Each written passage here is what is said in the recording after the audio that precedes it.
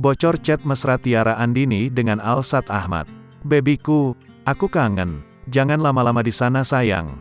Cinta pasti lagi ribet ya, isi pesan yang diduga berasal dari Tiara.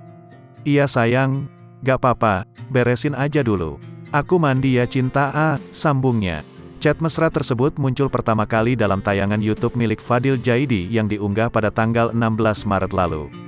Kala itu Fadil Jaidi, Alsat Ahmad, beserta rombongan keluarga Raffi Ahmad liburan ke Jepang. Alsat Ahmad sedang jadi sorotan karena diduga nikah dan cerai dengan Nisa Ashifa. Mengenai kabar tersebut, pihak Alsat Ahmad belum buka suara.